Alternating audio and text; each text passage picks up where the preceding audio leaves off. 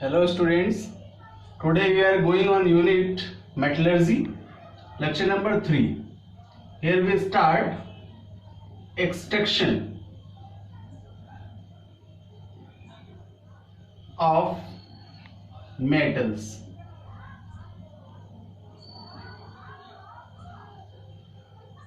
पिछली क्लास में लोगों ने और कंप्लीट किए थे, क्लासिफिकेशन किया था उन्हें और डिफरेंट एलिमेंट्स की प्रेजेंस के आधार पर उनके क्लासिफिकेशन को समझ लिया था।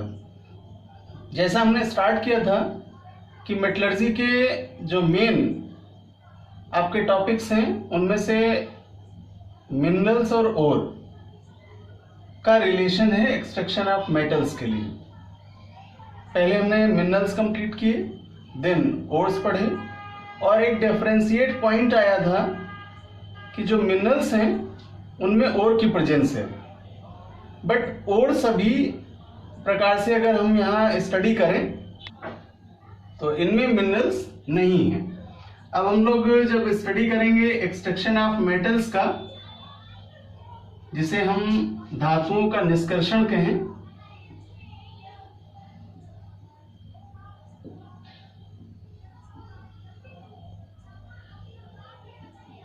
तो सबसे आवश्यक बात होगी कि कितने स्टेप्स हैं जिनके आधार पर हम इनका एक्सट्रैक्शन पढ़ें। कौन कौन से ऐसे स्टेप्स हैं जिन्हें इंडस्ट्रियल वे पर यूज करते हुए मेटल्स को प्योर फॉर्म में प्राप्त करते हैं। ऑब्जेक्ट्स में चलें तो मेटलर्जी यूनिट का कॉन्सेप्ट ही यही है कि यहाँ हम मेटल्स को प्योर फॉर्म में एक्सट्रैक्ट कर लेंगे। जब हम मिनरल्स की बात करते हैं तो वहाँ क्लियर होता है कि यहाँ मेटल की प्रेजेंस है और साथ ही ओर का यूज करते हुए उन मेटल्स को एक्सट्रैक्ट करना है। तो वहाँ इम्प्योरिटी की जो प्रेजेंस है उस इम्प्योरिटी को रिमूव करना है, देन मेटल प्योर फॉर्म में आना स्टार्ट होगा। By the basis of percentage जब हम स्टेप्स लेंगे तो देख पाएंगे कि प्रत्येक स्टेप में जैसे जैसे हम प्योरिफिकेशन करते चलते हैं वैसे वैसे इम्प्योरिटीज रिमूव होते जाते हैं और मेटल्स की प्योरिटी का स्टैंडर्ड बढ़ता जाता है by the basis of their percentage ratio. तो हम लोग सबसे पहले एक लेआउट चार्ट ले लें और उसके आधार पर डिस्कशन करते चलें, साथ ही साथ में कौन से स्टेप कहाँ यूज होंगे आगे की मेटलर्जीज में, क्योंकि अपने सिलेबस में 4 मेटलर्जीज हैं, कॉपर, एल्यूमिनियम, आयरन और जिंक। तो इन 4 मेटलर्जीज में क्या क्या स्टेप्स होंगे जो कंटिन्यू यूज किए जाएंगे, और कुछ मेटलर्जीज हैं जिनमें थोड़ा डिफरेंट स्टेप्स भी मिलेंगे, लेकिन एक कॉमन लेआउट चार्ट के माध्यम से हम सबसे पहले ये क्लियर करेंगे आज की क्लास में कि कौन कौन से ऐसे स्टेप्स हैं जिनके आधार पर हम धातुओं का एक्सट्रैक्शन करेंगे या धातुओं का निष्कर्षण करेंगे। तो शॉर्ट सिंबलाइज करेंगे तो हम इसे स्टेप्स ऑफ मेटलर्जी भी कह सकते हैं और ये एक्सट्रैक्शन ऑफ मेटल को फॉलो करेगा। तो स्टार्ट करेंगे स्टेप्स ऑफ मेटलर्जी का, धातुकर्म के शोधन के स्टेप्स का।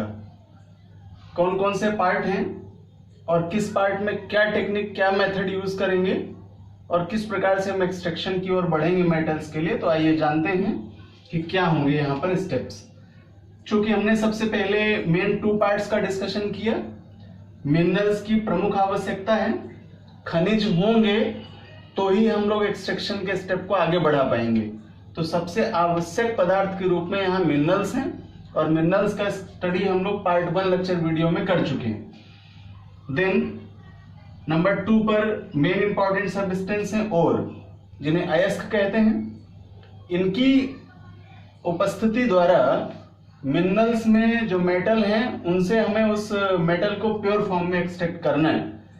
तो जिस भी प्रकार का मेटल हम लोग एक्सट्रैक्ट करने चल रहे हैं उसके मेन ओर का यूज करेंगे।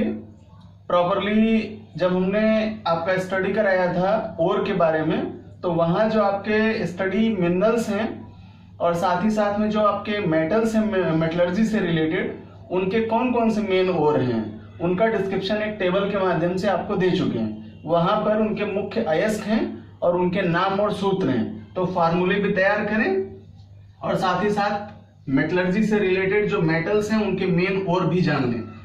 तो अयस्क की प्रेजेंस है और इसके बाद आते हैं जबकि स्टेप स्टार्ट करते हैं तो पहला स्टेप लेंगे ग्राइंडिंग ऑफ ओर। इसे अयस्क का तोड़ना कहते हैं। स्टेप को क्लियर करें तो हमें मालूम है कि जब हम मिनरल को फाइंड आउट करते हैं, एक्सट्रैक्ट करते हैं, तो लार्ज स्केल में एक्सट्रैक्ट करते हैं, देन बृहद मात्रा में, बहुत अधिक मात्रा में मिनरल्स प्राप्त किए जाते हैं। ओर्स को बड़े बड़े पीसेस से छोटे छोटे पीसेस में कन्वर्ट करने के लिए हेमराइजेशन करते हैं, हथौड़े की मदद से इन्हें छोटे पीस में कन्वर्ट करते हैं, देन ग्राइंडर्स का उपयोग करते हैं और उन ग्राइंडर मशीनों में इन अयस्क के पीसेस को डाल करके इसे ग्राइंड कर लेते हैं और इसी स्टेप को कहते हैं अयस्क का पीसना। देन चलते हैं सेकेंड स्टेप की ओर। It is named concentration of ore, अयस्क का सांद्रण। बहुत ही महत्वपूर्ण स्टेप है। नंबर 2 से ही हम परसेंटेज की ओर आगे बढ़ेंगे, इम्प्योरिटीज को रिमूव करना स्टार्ट करेंगे और मेटल की प्योरिटी आना स्टार्ट हो जाएगी।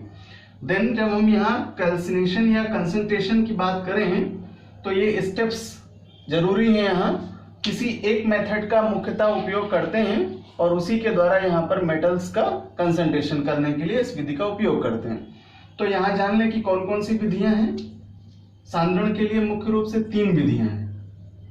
पहला है फ्रोथ फ्लोटेशन मेथड, जिसे झाग प्लवन या फेन प्लवन विधि कहते हैं। और ये जितने भी स्टेप्स हैं, अगर हम एग्जामिनेशन से रिलेटेड टॉपिक की बात करें तो अपने आप में ये सभी शॉर्ट नोट्स हैं। कभी लॉन्ग फॉर्म प्रोसीजर में ये आपको नहीं पूछे जाते हैं, लेकिन शॉर्ट सेक्शन में 2 मार्क्स के क्वेश्चन में ये आपको स्टेप बहुत ही जरूरी है और पूछे जाते हैं। एक महत्वपूर्ण बात और जानकारी कराऊं कि ये जो स्टेप्स हैं ये फिगर से रिलेटेड हैं। कई बार इस यूनिट से एग्जामिनेशन में फिगर पूछे जाते हैं। तो अभी जो यहाँ हम लोग कंसंट्रेशन ऑफ ओर के मेथड्स ले रहे हैं, ये तीनों ही मेथड ऐसे हैं जो फिगर बेस्ड हैं। तो पहले तो नॉमिनेशन कंप्लीट कर लें और देन आगे की बात करें। तो पहला प्रोसेस हो गया आपका फ्रोथ फ्लोटेशन यानी झाग या फेन प्लवन विधि। यहाँ भी डायग्राम होगा और जान पाएंगे कैसे इस विधि के द्वारा हम अयस्क का सांद्रण करते हैं। देन सेकेंड स्टेप की तरफ चलें। Method is named gravitational separation. इसे गुरुत्वीय पृथक्करण कहते हैं क्योंकि इसका जो कॉन्सेप्ट है वो ग्रेविटेशनल फोर्स के मेथड को बिलोंग करता है। तो उसी आधार पर यहाँ पर हम इसको सेपरेट करेंगे और सांद्रण समझेंगे। Then third method is named magnetic separation. जैसा कि नाम है इसका मैग्नेटिक, तो इसका रिलेशन मैग्नेट से है। यहाँ इसके इक्विपमेंट्स में मैग्नेट का रोल है और उनकी मदद से यहाँ पर हम कंसंट्रेशन ऑफ ओर मेथड को कंप्लीट करेंगे। तो इन 3 मुख्य मेथड्स के माध्यम से ये सेकेंड स्टेप कंप्लीट किया जाएगा, कंसंट्रेशन ऑफ ओर। जिस भी प्रकार का हमारे पास मेटल एक्सट्रैक्शन करना है उसी पर हम बेस्ड होकर के इनके मेथड्स का उपयोग करेंगे और इसके बाद में सांद्रित अयस्क प्राप्त करेंगे। यानी इस स्टेप से जो ओर प्राप्त होगा उसे कंसंट्रेटेड ओर या कैल्सिनेटेड ओर कहते हैं, सांद्रित अयस्क कहते हैं। डिस्कस करें अगर अदर मेथड्स की, तो इन 3 मेथड्स के अलावा एक मेथड और भी है जिसे लीचिंग कहते हैं, निच्छालन प्रोसेस कहते हैं। कुछ मेटल्स ऐसे भी हैं जिनके एक्सट्रैक्शन में हम इसका भी उपयोग करते हैं। जबकि यहाँ पर जो ग्रेविटेशनल सेपरेशन है, इस सेपरेशन प्रोसेस को लेविगेशन मेथड भी कहते हैं। तो यहाँ से हम अयस्क का सांद्रण कंप्लीट करेंगे और जो सांद्रित अयस्क प्राप्त होगा, कैल्सिनेटेड ओर जो प्राप्त होगा, उसको लेकर के अगले स्टेप की ओर चलेंगे जिसे नॉमिनेट किया है हमने यहाँ पर भर्जन। अब यहाँ जानकारी करा दूं कि जो ये वाला स्टेप है ये नियर अबाउट 10 से 20% तक प्योरिटी को कंप्लीट कर लेता है। और जबकि रोस्टिंग का प्रोसेस जब हम यहाँ आते हैं तो ये नियर अबाउट 20 से लेकर के 40% तक की प्योरिटी का होता है। रोस्टिंग कहते हैं इसे, भर्जन, कैल्सिनेटेड ओर का रोस्टिंग करना। कहाँ करेंगे, किस इक्विपमेंट्स में करेंगे, बहुत ही आवश्यक है आपको जानना।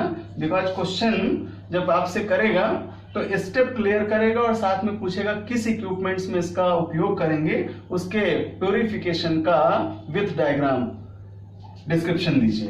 तो आपको ये बहुत जरूरी है, ध्यान रखना होगा कि किस स्टेप में कौन सा इक्विपमेंट है, कौन सी फर्नेस है जिसका यूज करते हैं। तो भर्जन की प्रोसेस में रिवर्बरेटरी फर्नेस का यूज किया जाएगा।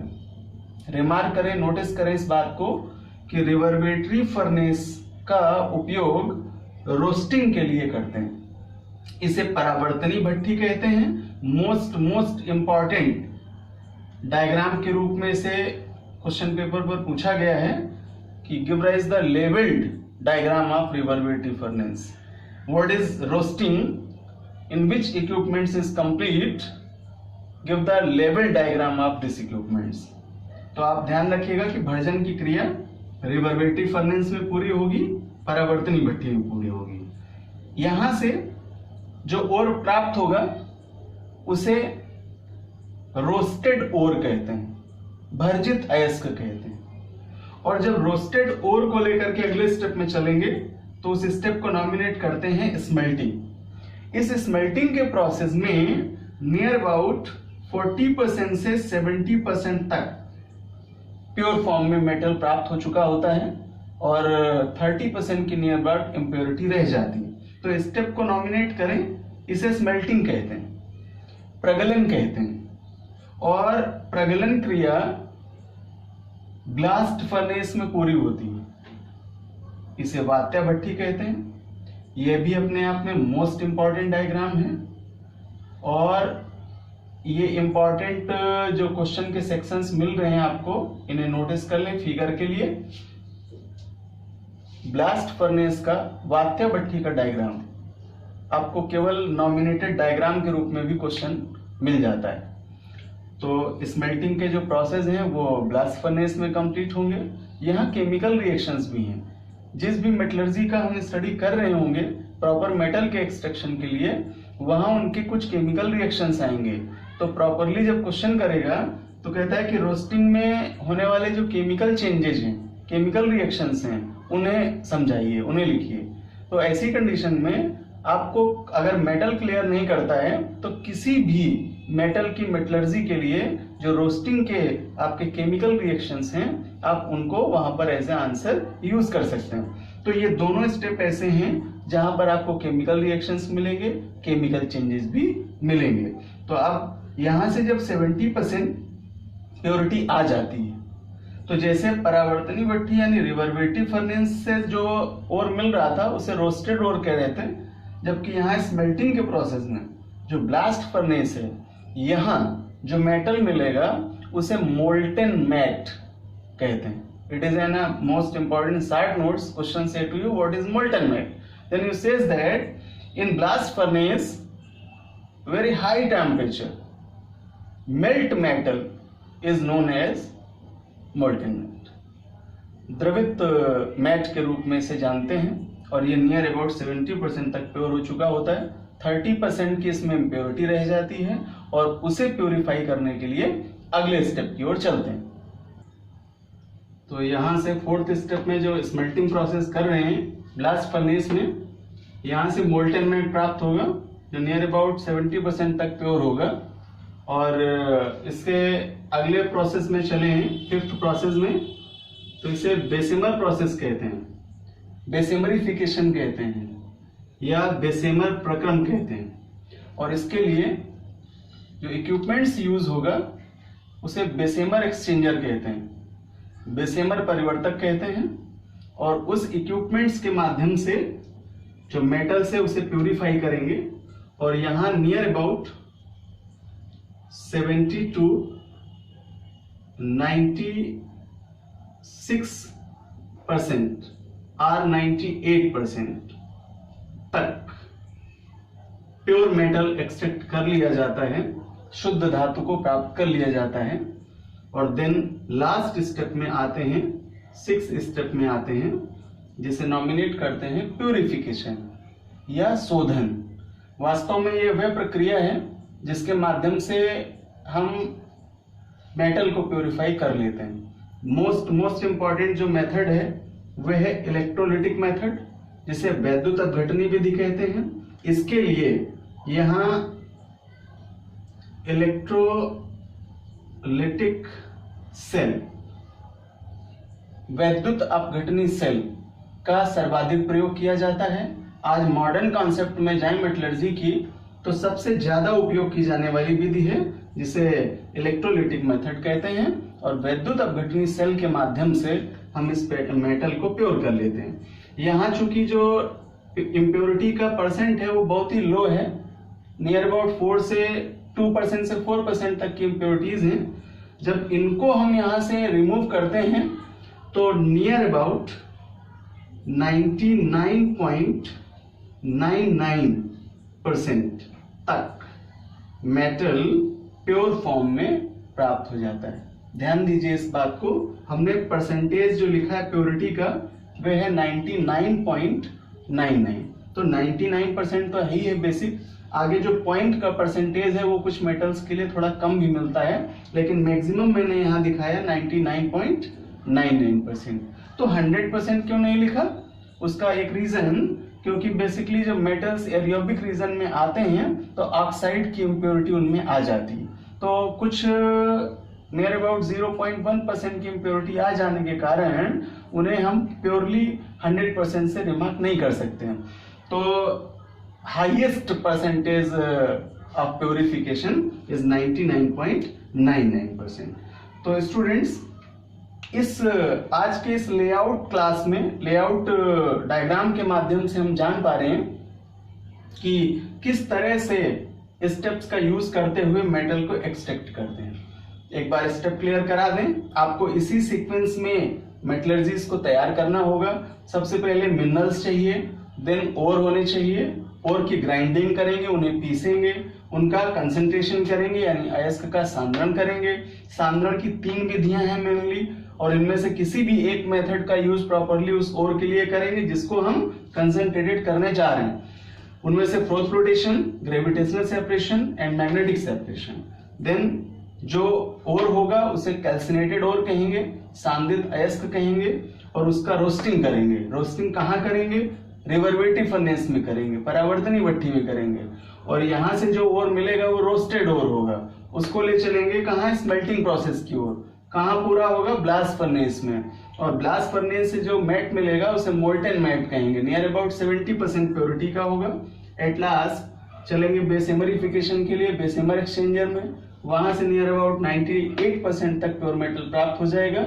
और फाइनली उसका प्यूरिफिकेशन कर देंगे इलेक्ट्रोलिटिक सेल में, जो कि आज मॉडर्न कॉन्सेप्ट का बेस्ट मेथड है। और इसके माध्यम से हम यहाँ मेटल को नियर अबाउट 99.99% तक प्योर प्राप्त कर लेंगे। और यही हमारा ऑब्जेक्ट था इस यूनिट का, कि हम कैसे मिनरल्स से ओर की हेल्प द्वारा शुद्ध रूप में धातुओं का निष्कर्षण करेंगे।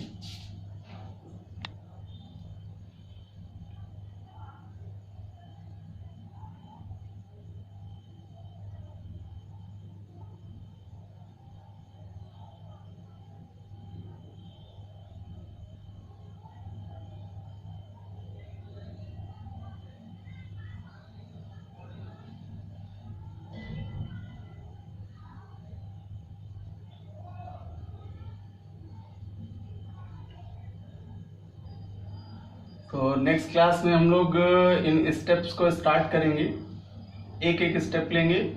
और जैसा मैंने कहा आपको कि ये शॉर्ट नोट बेस्ड क्वेश्चन के रूप में पूछे जाते हैं। प्रॉपरली अगर हम सेक्शन क्राइटेरिया लें यहाँ, तो हमारा मेन क्वेश्चन स्टार्ट होगा कंसंट्रेशन ऑफ ओर से, अयस्क के सांद्रण से।